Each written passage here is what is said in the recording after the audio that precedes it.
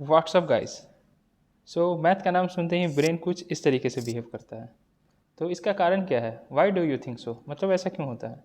तो generally basic concept हम लोग का लैकिंग होने के कारण हमें क्लासेस में कंसेप्ट नहीं समझ में आती है। जो बेसिक कंसेप्ट होता है क्लासेस जब आगे बढ़ती हैं तो हमको समझ में नहीं आता है। एक बार बेसिक कंसेप्ट समझ लेने पे हमारा ब्रेन कुछ इस स्टेट में दिखेगा, जी हैप्पी स्टेट में, क्योंकि हर कंसेप्ट जब समझ में आएगा तो ब्रेन पे लोड कम पड़ेगा और हमेशा खुशी दिखेगा। So this lesson is introduction to arithmetic. This is presented by me Abhinodip. So let's get started. शुरू से शुरू बात करते हैं कि किन ऑडियंस को ये ज़्यादा फायदेमंद होगी। तो वैसे कोई भी जिन्हें अर्थमेटिक पढ़ना हो, और अर्थमेटिक के टॉपिक्स होते हैं fraction, percentage, ratio, proportion, averages, mixture, time and work, ETC, या स्कूल गोइंग स्टूडेंट्स। हमें पता है कि नेशनल एजुकेशन पॉलिसी 2023 इम्प्लीमेंट कर दिया गया ऑल ओवर इंडिया में, और 10+2 के स्ट्रक्चर को रिप्लेस करके 5+3+3+4 स्ट्रक्चर को लागू कर दिया गया है। और इसमें जो 4+4 है यानी 9, 10, 11, 12 इसको एक साथ क्लब किया है। तो उनको बहुत सा बेसिक कंसेप्ट पढ़ना रहता है। तो ये वीडियो जिस सेशन में आने वाले जितने भी वीडियोज़ हैं उनके लिए एक तरह से फ़ायदेमंद होंगे, रिकॉलिंग कराने में उनको मदद करेंगे। तो शुरू से शुरू बात करते हैं कि अर्थमेटिक होता क्या है। तो अर्थमेटिक एक एलिमेंट्री पार्ट होता है मैथमेटिक्स का, जो नंबर्स के एडिशन, सब्ट्रैक्शन, मल्टीप्लिकेशन और डिवीजन पे डिपेंड करता है। यानी अर्थमेटिक में हम लोग नंबर्स पे जो ऑपरेशन करते हैं उसके बारे में पढ़ते हैं। So question is what do we mean by number? Number से हमें क्या मतलब होता है? तो as in day to day life हम नंबर्स का यूज़ करते हैं। जैसे रेलवे स्टेशन पे हमको ट्रेन अगर अराइवल और डिपार्चर देखना है तो वहाँ पे उस ट्रेन नंबर देखते हैं, उसके अराइवल और डिपार्चर टाइमिंग देखते हैं, किस प्लेटफॉर्म पे आ रहा है वहाँ देखते हैं। या जब हम किसी को पेमेंट करते हैं या पेमेंट रिसीव करते हैं तो वहाँ पे भी जो अमाउंट हम लोग रिसीव कर रहे हैं या पे कर रहे हैं UPI में, जैसे कि हम देख सकते हैं यहाँ 200 रुपीज़ इस पर्सन ने शायद रिसीव किया, ठीक है। तो यहाँ पे भी हम लोग नंबर्स का यूज़ कर रहे हैं। कभी भी हम लोग कहीं पे जाते हैं, बस का नंबर देखते हैं, रूट पता करते हैं तो किस रूट पे चलेगा, किस बस का क्या नंबर होगा। लेकिन what do you mean by number? Number को अगर हमको बताना हो तो नंबर हम किस तरीके से बता सकते हैं? सो अ वर्ड और symbol that indicates a quantity. So what is quantity? Anything that is measurable is called quantity. यानी किसी भी चीज़ को हम लोग मेजर कर सके उसे क्वांटिटी कहते हैं। और अगर उसको उस मेजरेबल पार्ट को रिप्रेजेंट करने के लिए जो नंबर और सिंबल यूज करते हैं उसी को हम लोग नंबर्स कहते हैं। As you can see in this slide कि वेरियस लैंग्वेजेस में हम लोग वेरियस वेज है नंबर को रिप्रेजेंट करने के लिए। जो टॉप मोस्ट रो है वो मेरा हिंदू अरेबिक सिस्टम है, ठीक है। और जो उसके बॉटम में है, डाउन में है, वो हिंदी स्क्रिप्ट है या देवनागरी स्क्रिप्ट है। और as you can see Gujarati में भी, पंजाबी में भी डिफरेंट डिफरेंट वेज है, तरीके हैं, स्क्रिप्ट्स हैं जिसमें नंबर्स को रिप्रेजेंट करते हैं। So 0, 1, 2, 3 and so on up to 9 एक कंसिस्टेंट सेट हुआ मेरा, और इस सेट को हम लोग न्यूमरल सिस्टम कहते हैं। न्यूमरल सिस्टम का मतलब होता है कि एक राइटिंग सिस्टम होता है जो कि नंबर्स को रिप्रेजेंट करता है गिवन सेट में, और एक कंसिस्टेंट मैनर में है। मतलब कि ये जिगजैग नहीं है, रैंडम नहीं है, इसका कुछ ना कुछ मीनिंग होता है, हर नंबर के पीछे कुछ ना कुछ मीनिंग असाइन किया जाता है। So coming back to our question, why arithmetic? मतलब क्यों पढ़ना है?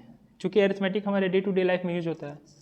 एज वी कैन सी, जब हम ग्रोसरी स्टोर में जाते हैं तो वहाँ पे किसी सामान को परचेस करने के लिए वहाँ नंबर्स देखते हैं, और फिर ढेर सारे अगर सामान परचेस करते हैं तो उनको ऐड करते हैं हम लोग कि टोटल एक्सपेंस कितना हुआ। फिर अगर कोई चेंज हम रिसीव कर रहे हैं तो वहाँ पे सब्सट्रैक्ट करना पड़ेगा मेरे को।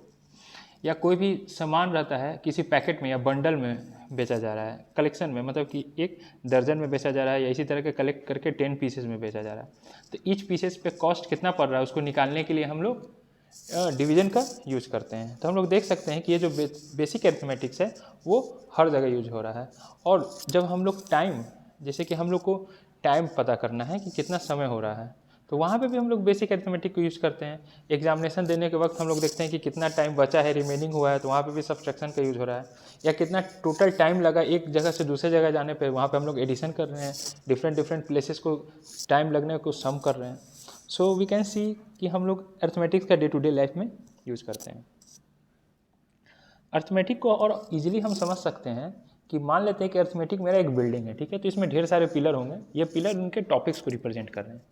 तो जो 3 मोस्ट इंपॉर्टेंट टॉपिक है, fraction, percentage, ratio and proportion, ये सबसे आगे के पिलर पे हैं, और ये सारे जो जिनका फाउंडेशन है वो नंबर सिस्टम पे हैं। तो नंबर सिस्टम पे ये सारे लाइज कर रहे हैं, मतलब फाउंडेशन पे ये लाइज करते हैं। सो पहले हम लोग जानते हैं फ्रैक्शन क्या होता है। जनरली फ्रैक्शन को जानने से पहले हम लोग एक पिज़्ज़ा का सिंबल से पिज़्ज़ा के फिगर से इसे समझ सकते हैं। 6 फ्रेंड पिज़्ज़ा ऑर्डर करते हैं, तो ईच फ्रेंड क्या करेंगे, ईच फ्रेंड को जो पिज़्ज़ा मिलेगा वो 1/6 होगा। ठीक है, यहाँ पे 1/6 कहने का मतलब है कि पिज़्ज़ा को हमने 6 पार्ट में, इक्वल 6 पार्ट में डिवाइड कर दिया है और ईच पार्ट को हम लोग हर फ्रेंड में डिस्ट्रीब्यूट कर दे रहे हैं। तो फ्रैक्शन एक तरह का नोटेशन हो गया, या लूज टर्म में कह सकते हैं ये एक सिंबल हो गया। क्या सिंबल हो गया मतलब, तो ये सिंबल शो करता है कि कितना पार्ट हम लोग डिस्ट्रीब्यूट किए हैं, मतलब दे रहे हैं each person get divided by total number of part. इसको हम और समझ सकते हैं कार्बन के एग्जांपल से। तो कार्बन का हम लोग जो एटॉमिक सिंबल होता है, जो एटॉमिक नंबर वे में रिप्रेजेंट करते हैं 12C6, या ऑक्सीजन को हम लोग रिप्रेजेंट करते हैं 16O8 में, तो वहाँ पे भी हम लोग उसका एक पर्टिकुलर मीनिंग रहता है। तो फ्रैक्शन को रिप्रेजेंट करने के लिए जो नोटेशन यूज होता है वो A/B होता है, जहाँ पे A न्यूमरेटर होता है जो पार्ट कंसीडर कर रहे हैं, और B डिनोमिनेटर होता है जो टोटल नंबर ऑफ पार्ट्स होता है। सो ये अभी हम लोग ब्रीफ इंट्रोडक्शन ही पढ़ रहे हैं, आगे वाले नेक्स्ट सेशन में हम लोग और इसके बारे में जानेंगे। So the next important pillar is percentage. So what do you mean by percentage? तो percentage is a term for percent. So out of 100, और इसको और इजीली हम लोग समझ सकते हैं जब एग्जामिनेशन में हम लोग एक दूसरे के रिजल्ट को जानना चाहते हैं कि किसका ज़्यादा रिजल्ट आ रहा है, कि how much percentage does one get, और किसका कम आ रहा है।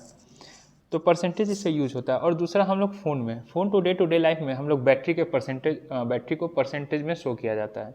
तो जब भी बैटरी किसी एक लेवल से नीचे जाती है तो उसे हम तुरंत चार्ज में लगा देते हैं, और जो डिस्प्ले पे मेरा टोटल जो चार्ज हो रहा है, कितना परसेंट बैटरी चार्ज हो गई है, वो हर इंस्टेंट पे दिखाई जाती है।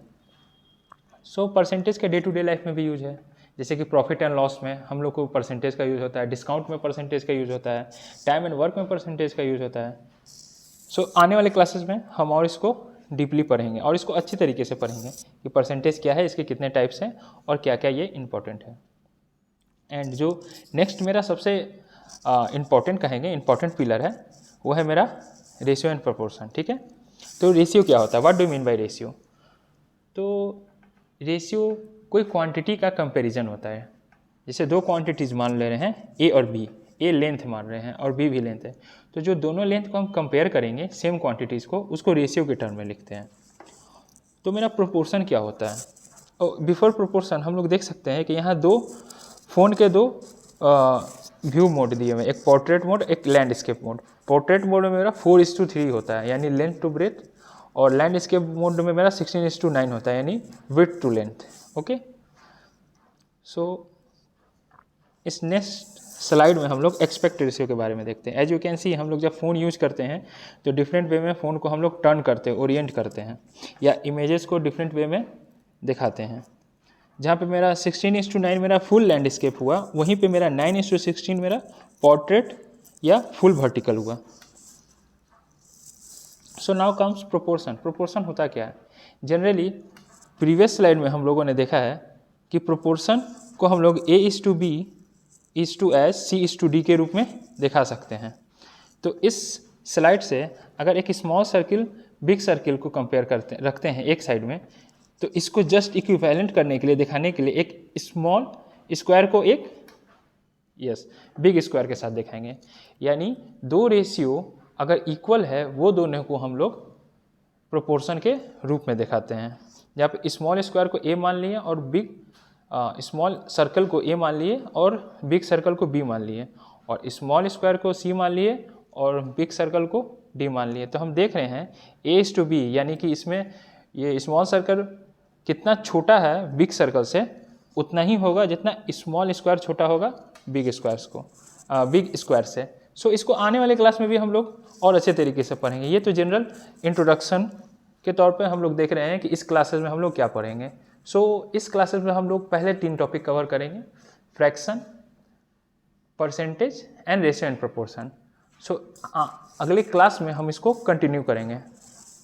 सो this is all about for today. Thank you for listening this lecture. Have an awesome day. Thank you.